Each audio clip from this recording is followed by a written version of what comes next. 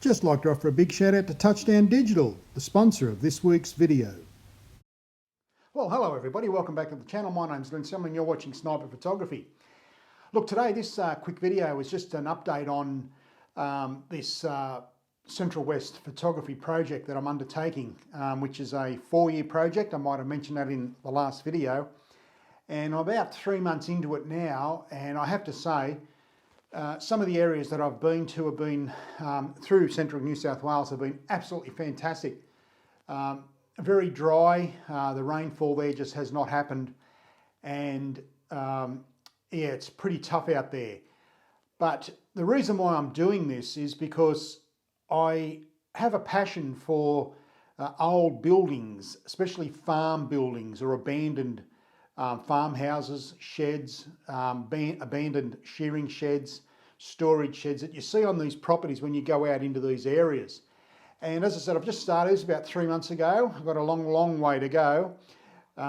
So far I've covered close to about 8,000 kilometres and have taken many images. Now, I'm going to show you a few images throughout this video. They'll pop up every now and again. You can take a look at them. These images will be the images that will be going into the book that I'm having produced. Luckily, I have an assistant who helps me find these locations, because you can use Google Earth as much as you like, but the only way to really find these places is to get in the car or the 4-wheel drive and go out there. And for argument's sake, you're going along the Mitchell Highway, the Newell Highway. You won't see many adjacent to the highway. What you have to do, you have to branch off from the main highways and go down the dirt roads and the corrugated roads, or dirt roads you like to call them, which I have done. And that's where you'll find these hidden gems.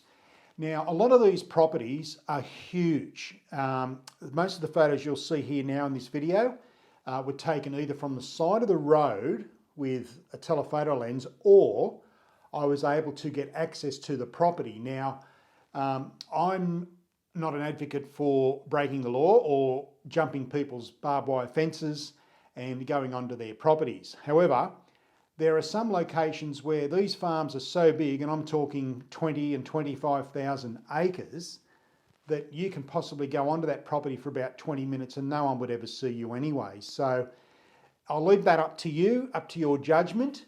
But a mixture of these photographs have been taken from roadside, and also I've had access to the actual property itself, climbing over barbed wire fences, electric fences and things like that. But be very wary. The last thing you want is an angry farmer with a .22 ready to shoot you in the backside. So you don't really want that to happen.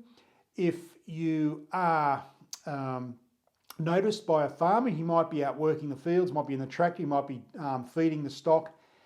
If he does see you, try and talk to the farmer and introduce yourself to him, tell him what you're doing, and then offer him a print of the image you're about to take. Because a lot of these properties have abandoned farmhouses on them because they're generational, they're passed down through generation of farmers. And then the farmer builds a new property well away from where the old property sat. Another free tip I'd like to give you if you want to do this type of photography and you get time to go out into the west of New South Wales, or even Queensland, or even Victoria, or South Australia, doesn't matter where you are and you're watching this video, try and find if there's a creek running through the property, because you'll find that there will be an abandoned shed or an abandoned farmhouse right near the creek, because in them days, I'm talking 100, 120, 130, 150 years ago, that these places are still standing. It's remarkable, but they needed water. So they built near the water, near the creek, freshwater streams and so on. So I have found a few like that, but this assistant, as I said, that's helping me do this, they go into Google Earth. They also look at the lands and titles offices in these country towns and find out where they are, who actually owns them. Could we approach the owner? It just saves me a lot of time. I can concentrate and get out there and start taking more photographs or creating these images, as you're seeing as I'm talking to you. So this is the start. It's been very interesting. The people that you do meet are quite extraordinary. They're very loyal, down-to-earth people, but they're very tough. Recently I just come back from a little place called Trunky Creek, which has a population of virtually nobody, quite frankly. I think the population is 60, I think, probably not even that, and that was at the 2020 census count, so it could be even less. When I went out there, it is an abandoned coal mine town with still a few locals living there, and they live with the bare minimum. This is Australia, and I'm very passionate about this. I will do anything to recreate or to try and capture the bygone history of these areas, because this is where we started out there, and I feel that I have the responsibility to photograph to the best of my ability, because eventually these places will fall over. You'll see an image here very shortly, or you've probably already seen it, of a brick building. The roof's closed in or caved in, but the bricks are still standing. Now, I was told that that was built in 1905. How on earth did they build that in 1905? And the bricks are still standing. It's just amazing, really. It's just amazing, some of the things you see and some of the things you learn. Now, a couple of caveats on these images, or in this process that I'm undertaking, or this project. Most of these images will be taken pretty early in the morning and probably early afternoon. But most of the images will be taken in the middle of the day, and there's a reason for this. And the reason being, if I try and base myself in a major town like Orange in New South Wales, for instance, I can stay in Orange and I can branch myself out. But I might find a location 25 kilometres outside of Orange, and then the next location's 145 kilometres. It could be even in Parkes or Forbes or even further out. So that's going to take time to drive there.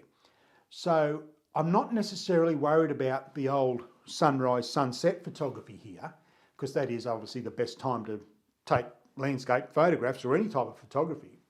But in this instance, I haven't got the time to sit and wait for a good sunrise or a nice sunset. So I have to take these during the middle of the day. Now, I use a thing called the Sunny 16 rule. Now, if you don't know what the Sunny 16 rule is, I will do a video on that very shortly and explain to the new people out there what the Sunny 16 rule is. Now, the Sunny 16 rule, I learnt when I was shooting 35mm film, probably 50 years ago, and it's still applicable to digital format these days. It's the Sunny 16 rule. So that's basically what I'll be shooting, or the settings. But basically, the book is not a technical book on photography. It's more about showing the history and what I felt, the feeling that I had when I took each and every one of those images. And I have to say, when you're out there and you just hear the birds and you're looking at this structure, like these ones you're seeing here, they leave a lot of unanswered questions.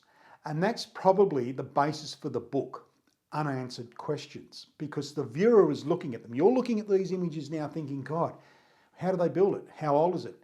Why did they build it there? How many families grew up in that house, in that abandoned farmhouse? How many children were born in that house? These are the questions that are unanswered, and this is the makeup of this project and the mechanics of the book, is to leave a question mark on each and every image. And basically they're all the same questions that you're probably asking yourself. Wonder how many people live there. Wonder what's happened inside that house over all those years. And that's what excites me about this type of photography. It's an open-ended format. So once again, it's not about the settings. As I said, I've got to shoot these images in the middle of the day, unfortunately, but it is what it is. And another reason why I do that is because if I'm basing myself in a major town and I'm 150 or 160 kilometres away and it's coming up to early evening, there's one thing that you must be aware of when you come out to these places, and that is the wildlife that are on the roads of a night, such as kangaroos and wombats, cattle, emus, you name it, it's out there, goats. Now, you don't really want to be driving on the roads in central western New South Wales once the sun goes down, or early morning, because that's when they're out, especially the kangaroos. and they are huge. They're 180, 185 centimetres, 6 foot plus animals, and they are big units. And I nearly hit 3 in one morning. So you have to be very careful. So there are a few caveats on this type of photography due to the location and where I am at the time. But I think you'll find, I think you'll agree that these images have worked with the Sunny 16 rule. As I said, I'll explain that at a later date. And yeah, look, that's basically an update as to what I've been doing so far. The videos now will be very few and far between because this is taking up a hell of a lot of time. Plus, I've still got my commercial work, still got to make a living on the other side. So it's been a challenge, but I've got a very, very long way to go. And so far, I've had plenty of support. People are coming up to me out in the West and ask me how I'm doing, what am I doing, and they're very interested in what I'm doing because they're very proud, these people. And I give them my time. I show them the images I'm taking. I've already got orders for images that I've taken. And these people don't live in that area, they're just tourists. So far so good. The images are coming together quite nicely. It'll be probably a book with about 400 odd pages. With various photographs, full page images, with a small caption below. As I said, the book's not about the technical aspects of photography. We all know technically we're pretty good with our cameras, so it's more about the story and the unanswered questions that you will have when you're looking at these images like you're seeing in this video today. So I just thought I'd give you a quick update as to what I'm doing with this project. As I said, a long way to go, but I'm enjoying it so far. It's been a lot of work, but the only thing you get out of hard work is success. So that's it for another episode of Sniper Photography. My name's Glenn Samuel. Thank you for joining me here today. I much appreciate it. Please put your comments and thoughts down below. I'd love to read them, and I'll get back to you as soon as I can. So as I always say, be nice to yourself, family and friends, but most of all, you keep shooting, keep smiling. Bye for now.